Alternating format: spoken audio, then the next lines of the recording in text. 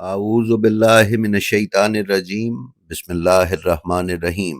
ناظرین و سامعین السلام علیکم۔ امید ہے آپ خیریت سے ہوں گے اور ہماری ویڈیو سے استفادہ بھی کر رہے ہوں گے۔ ناظرین معظم، آج جناب شہزادہ قاسم ابن حسن علیہ السلام کی دنیا میں تشریف آوری کا دن ہے۔ ہماری آج کی ویڈیو اسی مناسبت سے تیار کی گئی ہے۔ ویڈیو پر جانے سے پہلے ہماری گزارش ہے کہ ہمارے دونوں channels blend of history old اور بلینڈ آف ہسٹری آفیشیل کو سبسکرائب کر لیں تاکہ ان پر پیش کی جانے والی کسی بھی ویڈیو سے آپ محروم نہ رہ سکیں۔ تو آئیے چلتے ہیں اپنی آج کی ویڈیو پر۔ ناظرین معظم، کائنات میں کچھ ہستیاں ایسی تشریف لائی ہیں کہ سمجھ نہیں آتا کہ ان کی آمد پر خوشی منائی جائے یا گریہ کیا جائے۔ ان ہستیوں میں سے ایک جناب قاسم ابن حسن بن علی بن ابی طالب ہے۔ اہل بیت سے حب رکھنے والا کوئی شخص جب اس نام کو سنتا ہے تو شہزادے کا تصور ذہن میں آتے ہی آنکھیں بھیگنے لگ جاتی ہیں۔ کتاب سوانح حضرت قاسم ابن حسن علیہ السلام میں علامہ ضمیر اختر نقوی کا بیان ہے کہ کائنات میں آپ کا ظہور 5 شعبان 47 ہجری کو امام حسن مجتبی علیہ السلام کی شہادت سے 4 سال پہلے ہوا۔ شیعہ تقویم کی قدیم کتابوں میں بھی شہزادے کی تاریخ ولادت 5 شعبان المعظم ہی تحریر کی گئی ہے، جبکہ کتاب مجالس المنتظرین میں سید جعفر الزمان نقوی نے جناب شہزادہ قاسم ابن حسن کی تاریخ ولادت 7 شعبان المعظم تحریر کی ہے۔ حضرت قاسم ابن حسن علیہ السلام فضیلت کے اعلیٰ ترین درجے پر فائز ہیں کہ ان کے جد اعلیٰ رسول اکرم صلی اللہ علیہ وآلہ وسلم، دادا علی المرتضیٰ علیہ السلام، دادی فاطمۃ الزہرا سلام اللہ علیہا، والد گرامی فرزند رسول اکرم صلی اللہ علیہ وآلہ وسلم امام حسن المجتبی اور چچا امام حسین علیہ السلام ہیں۔ شہزادے نے آنکھ کھولی امام حسن مجتبی علیہ السلام کی گود میں، جنہوں نے نام نامی قاسم رکھا۔ علامہ ضمیر اختر مرحوم نے اپنی کتاب سوانح شہزادہ قاسم ابن حسن کی جلد اول کے صفحہ 151 پر تحریر کیا ہے کہ حضرت امام حسن علیہ السلام نے اپنے سگے ماموں قاسم ابن رسول اللہ صلی اللہ علیہ وآلہ وسلم کے نام پر اپنے ایک فرزند کا نام قاسم رکھا۔ رسول اللہ صلی اللہ علیہ وآلہ وسلم کے خاندان میں رسول اللہ کے فرزند جناب قاسم کے بعد امام حسن علیہ السلام کے فرزند کا نام قاسم رکھا گیا۔ قاسم کے معانی ہیں خوبصورت چہرے والا اور دوسرے معانی ہیں وراثت تقسیم کرنے والا۔ شہزادہ قاسم علیہ السلام کا شجرہ نسب یہ ہے: قاسم بن حسن بن علی ابن ابی طالب بن عبد المطلب بن ہاشم۔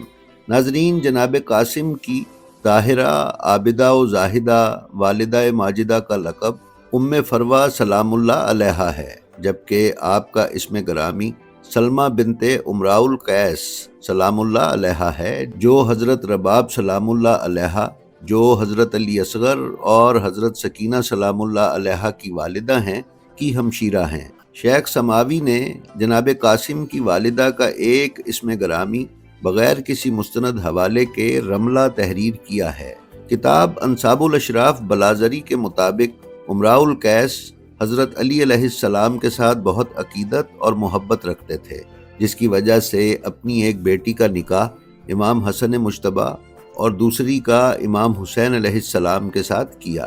کتابی حوالوں کے مطابق آپ کے والد حضرت امراء القیس شام کے عرب اور کرسچین تھے، جو کہ خلیفہ دوئم کے دور خلافت میں مسلمان ہوئے۔ کتاب اعیان الشیعہ کی جلد 6 صفحہ 449 کے مطابق حضرت رباب اور حضرت سلمہ ام فروہ سلام اللہ علیہم کی والدہ ماجدہ کا نام ہند الہنود تھا اور وہ ربی بن مسعود بن مسعد بن حسین بن قاب کی بیٹی تھیں۔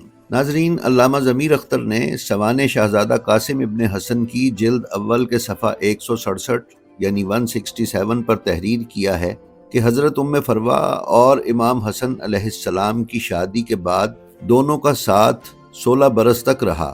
16 برس میں حضرت ام فروہ سلام اللہ علیہا کے یہاں 4 بیٹے اور 2 بیٹیاں عالم وجود میں آئیں، تاہم علامہ نے صرف ایک بیٹی حضرت فاطمہ بنت حسن کا نام تحریر کیا ہے۔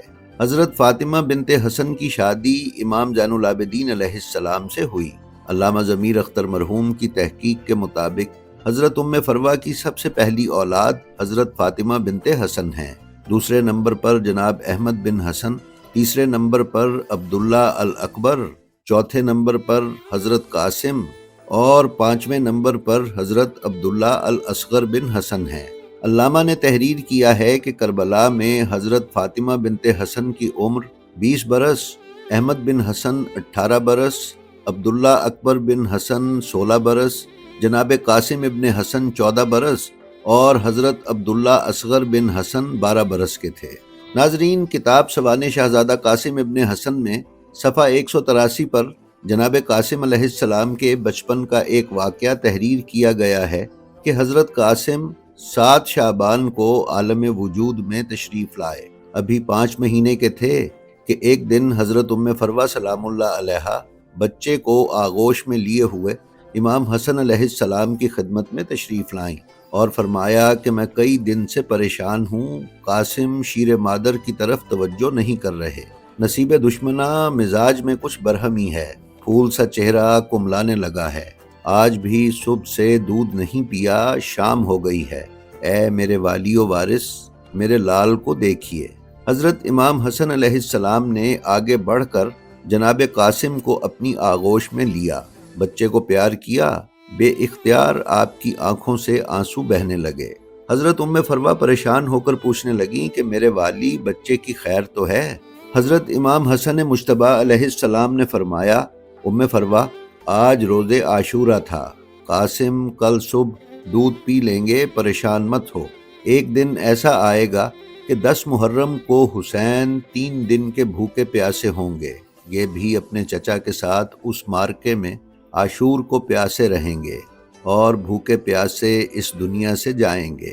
حضرت ام فروہ یہ خبر سن کر گریہ کرنے لگیں تو حضرت امام حسن علیہ السلام نے فرمایا، ام فروہ وہ دن آل محمد پر بہت سخت ہوگا جب حسین کا 6 مہینے کا بچہ 3 دن کی بھوک پیاس میں تیر ستم کا نشانہ بنے گا۔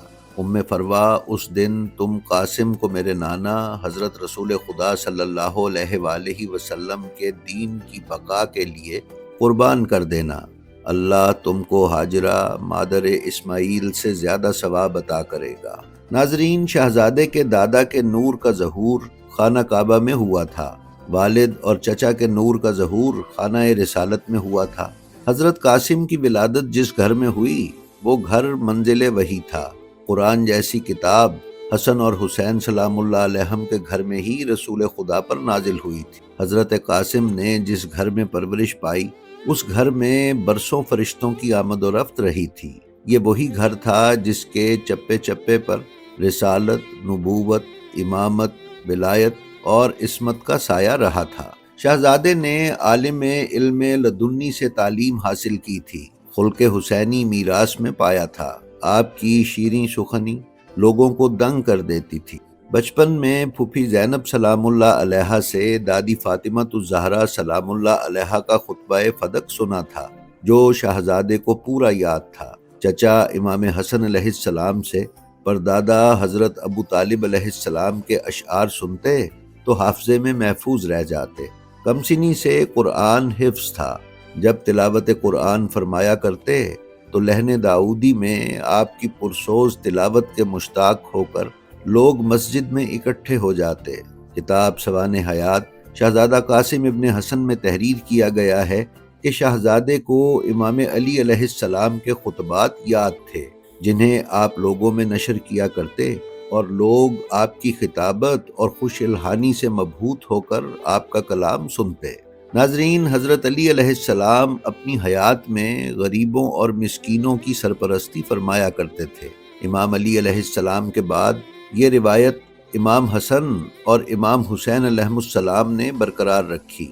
رات کی تاریکی میں امام حسین علیہ السلام روٹیوں سے بھری بوریاں لے کر گھر سے نکلتے، اونٹوں پر بھری ہوئی مشکیں رکھ کر جناب عباس علمدار ساتھ ساتھ چلتے تو امام حسین کے ایک طرف حضرت علی اکبر اور دوسری طرف حضرت قاسم ہوتے جو غریبوں میں روٹیاں تقسیم کرتے اور اس طرح امام حسین علیہ السلام کا ہاتھ بٹاتے۔ ناظرین، حضرت امام حسین علیہ السلام جب مدینہ سے رخصت ہوئے تو حضرت قاسم بن حسن کو خواتین کے ساتھ محمل میں سوار کروایا۔ شیخ صدوق نے اپنی کتاب امالی میں مقتل کے نام سے جو باب قائم کیا ہے، اس میں حضرت امام جعفر صادق علیہ السلام سے روایت بیان کی ہے کہ اپنی بہنوں کو، دختر کو اور اپنے بھائی حسن کے فرزند قاسم کو محملوں میں سوار کیا اور اصحاب و اہل بیت کے 21 مردوں کے ساتھ مدینے سے چل پڑے۔ امام حسین علیہ السلام کے در دولت پر ناکے لائے گئے تاکہ خواتین عصمت مآب کو سوار کروایا جائے۔ کہا جاتا ہے کہ سب سے پہلے حضرت ام فروہ سلام اللہ علیہا کو سوار کروایا گیا۔ جناب قاسم نے بیوہ ماں کا بازو تھام کر محمل کا پردہ اٹھا کر محمل میں سوار کروایا۔ امام مدینہ سے سفر کر کے جب مکہ میں جلوہ افروز ہوئے تو حاجیوں نے دریافت کیا کہ جب ہر سال آپ حج کے لیے تشریف لاتے ہیں تو قربانی کے جانور ہمراہ لاتے ہیں، کیا اس بار منی میں قربانی نہیں کریں گے؟ امام اس وقت مسند پر تشریف فرما تھے۔ آپ نے علی اکبر اور جناب قاسم علیہ السلام کو آواز دی۔ دونوں شہزادے آ کر آپ کے پہلو میں کھڑے ہو گئے۔ امام نے ان کے بازو تھام کر اہل مکہ سے خطاب فرمایا کہ یہ ہیں میری اس سال کی قربانیاں۔ اس سال میں منی مکہ میں نہیں بلکہ منی کربلا میں اپنی قربانیاں پیش کروں گا۔ ناظرین، شہزادہ قاسم علیہ السلام نے تربیت پائی امام حسین علیہ السلام کے گہوارہ عصمت میں اور فنون حرب حاصل کیے۔ اشجاع عرب قمر بنی ہاشم حضرت عباس علمدار بن علی ابن ابی طالب علیہ السلام سے شجاعت و بہادری آپ کو ورثے میں ملی۔ امام حسن مجتبی علیہ السلام کی نیزہ بازی پورے عرب میں مشہور تھی۔ آپ سے بہتر نیزے کی جنگ کرنے والا پورے عرب میں کوئی نہیں تھا۔ دشت کربلا میں ازرق شامی کے 7 بیٹوں کو فنار کرنے کے بعد شہزادے نے جس جنگی داؤ پیچ اور فن حرب کے ساتھ ازرق کے ساتھ جنگ کر کے اسے واصل جہنم کیا، وہ تاریخ کے صفحوں پر سونے کے حروف سے لکھا ہوا ہے۔ جی تو ناظرین، یہ تھی ہماری آج کی ویڈیو۔ ہمیں امید ہے یہ آپ کو پسند آئی ہوگی۔ ہماری آپ سے گزارش ہے کہ ہماری جو ویڈیو آپ کو پسند آئے اس کا لنک اپنے حلقہ احباب میں شیئر کر کے علوم محمد و آل محمد علیہ السلام کی ترویج و اشاعت میں ہمارے حصے دار بنیں۔ آپ اپنا اور اپنے متعلقین کا بے حد خیال رکھیں اور خلق خدا میں آسانیاں تقسیم کرتے رہیں۔ خدا آپ کا حامی و ناصر ہو۔ السلام علیکم۔